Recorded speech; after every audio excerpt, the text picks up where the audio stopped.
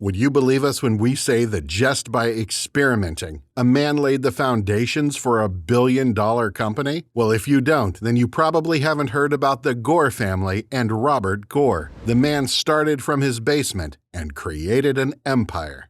Hello, and welcome to our channel. Today we're going to talk about the Gore family and how a simple discovery changed their fortunes. So let us begin.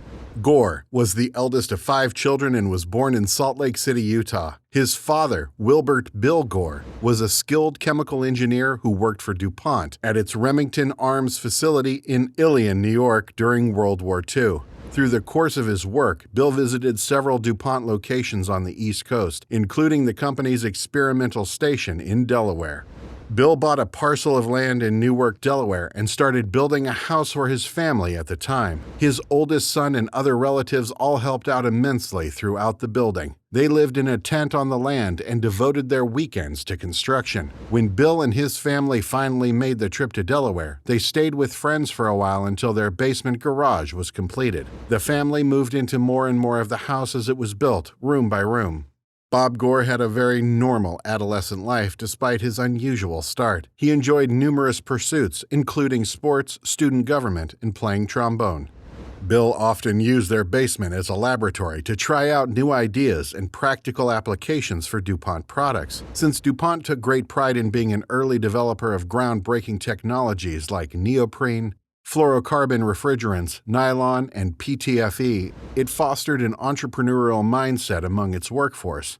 DuPont chemist Roy J. Plunkett discovered PTFE, or Teflon, in 1938. Bill was intrigued by PTFE because of its unusual combination of physical, electrical, and chemical qualities, and wanted to learn more about its potential uses. Bob decided to study chemical engineering at the University of Delaware, which is well known for its program in that field. Bob fixed a difficult technical problem his father had when trying to use PTFE to insulate several copper conductors and form them into ribbon cables during his sophomore year in 1957. The computer business was booming, and so was demand for this product.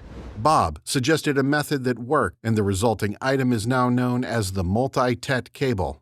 His parents were confident enough to start W.L. Gore & Associates in 1958, thanks to their son's success. Bob was given credit as the company's inventor for the first patent thanks to his innovative idea. For 2 years, Bob's mother, Genevieve, or Vive, oversaw the business's finances and administration, while other family members worked out of the basement. Due to a large order for multi-tet ribbon cable placed by the Denver Water Company in 1960, the family business was forced to increase its output. As a result, Bill and Viv built a factory in the area. The current corporate headquarters are located in this building.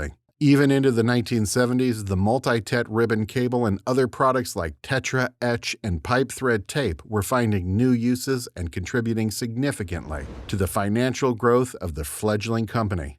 Bob earned a Ph.D. in chemical engineering from the University of Minnesota in 1962. In 1963, he became an associate with W.L. Gore & Associates, where he had previously served on the board, and by 1967, he was in charge of the company's technical and research endeavors. In the late 1960s, diversifying into new product categories outside wires and cables for IT and defense emerged as a major issue for researchers. Miniature integrated circuits appeared to be the wave of the future in electronics, suggesting a future in which computers need fewer connections. Robert W. Gore, a chemical engineer, was working on some basic experiments for his family's business, W.L. Gore & Associates, in October 1969. His parents had formed the company in Delaware 10 years earlier. Insulated wires and cables were the company's specialty, and they were used in many of the electronic gadgets that landed on the moon during Apollo 11 in 1969. Mr. Gore was in the lab late one night playing around with polytetrafluoroethylene, or PTFE, the substance from which Teflon is derived. His mission was to track down a material that could be used to make plumber's tape at a reasonable price. However, like a thin piece of silly putty, every attempt to progressively stretch a heated PTFE rod resulted in its breaking. It was becoming late, so Mr. Gore decided to give it one final go. In a video released by the corporation in 2019, he quotes himself as saying, "Well, if you don't stretch slowly, you'll stretch fast." He took the rod directly off the stove and pulled on it until it reached the lengths of his arms. He couldn't believe the outcome. The next day, he repeated the experiment and found that the PTFE had expanded by 800 to 1,000%. Even though it was stretched out, it nevertheless managed to keep its width and showed increased strength. Mr. Gore told the San Francisco Chronicle in 1988, "I didn't know exactly what I had, but I knew I had something unique." The PTFE's molecular structure was uncoiled under the force of his abrupt tug, creating billions of microscopic air pockets that boosted its strength and porosity. He then filed patents for his novel substance, which he called expanded PTFE, or ePTFE. About 90 billion microscopic pores covered every square inch of ePTFE. These pores, as Mr. Gore described in the business video, allowed air and moisture vapor to pass through, but prevented liquid water from doing so. The remarkable discovery he made on October 28, 1969, may be the day Gore-Tex was born. This revolutionary development had significant implications for various industries, including electronics, medicine, air filtration, and even industrial sealants. You may find Gore-Tex in anything from raincoats to floss. Gore-Tex, a registered trademark, was utilized to develop the world's first waterproof and breathable fabric by stretching a thin membrane into a flat shape and laminating it with other materials. Backpacking tents, coats, gloves, and shoes, among other things, immediately included this groundbreaking material in their construction.